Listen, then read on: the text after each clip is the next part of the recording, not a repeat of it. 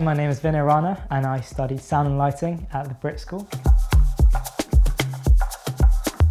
I primarily did sound for musical theatre, dance and live music.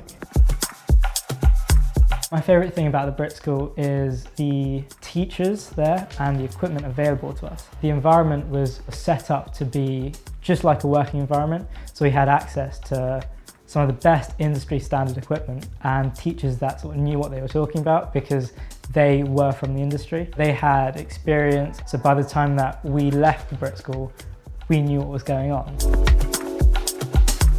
The BRIT School helped me prepare for the fast-paced industry, so when I got out of it, I was ready. There was always something going on. I was always working on the next project. We had musical theatre during a 2-week period, but then straight after that we go into a dance show, so our theatre never stopped running.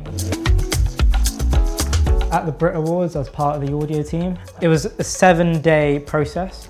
So it started off with me in the warehouse prepping the equipment for it. This ranged from everything from speakers, microphones and consoles. And then we took it out to the O2 Arena, set it up. So this involved me flying the speakers, so rigging them and then taking them up in the air. Stuff stage side, so setting up all the racks, the microphones, the cables, and then also seeing how front of house works, where the sound engineer sits when they operate during the show. During the show itself, I was like a stagehand, so I helped with handing out microphones, and making sure risers and stuff were getting prepped and de-prepped at the correct time, and just sort of getting as much experience as I could during the show. One thing that surprised me is how scripted the show is. All the dancers, all the performers, everything is very, very meticulously planned. They're standing in a specific position because they need to be standing there so the cameras can get them. The timing of the show is all specifically planned just so it works on TV, because ultimately this whole show, it's aimed at the TV audience. One thing I learned whilst working on the BRIT Awards is that compared to the environment I'm working in, which is at a school in a theatre, even though that's a much smaller scale than the O2 Arena, and the fundamentals are all the same. So the concepts we learn and how things work are essentially the same, except just at a bigger scale. The majority of my time at the BRIT School was us actually working on shows. I've done 2 shows where I was the front of house engineer. The skills and the experience I've had working on shows at school, which are done to the same caliber, it means that when I was at the O2, it was pretty much the same thing. I was grateful to the BRIT School for giving me this sort of step up in my career, and this was through a company called BRIT Productions. BRIT are the biggest sound company possibly in the world.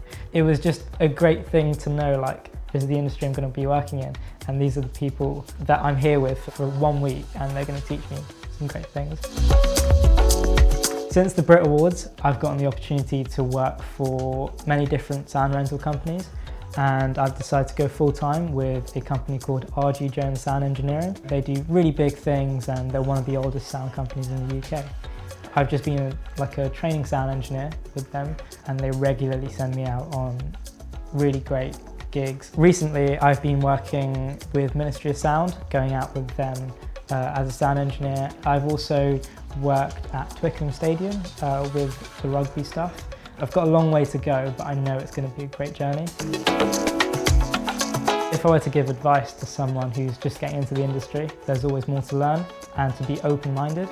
When it comes to designing, say, a sound system, there's many ways you can do it, and each person has their own view on how it should be set up. So to be open-minded is a good thing.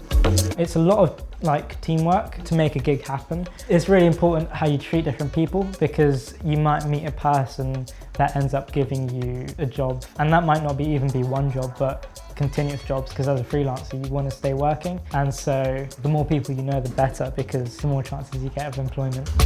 It's all about your attitude to how you are in the industry and how you present yourself.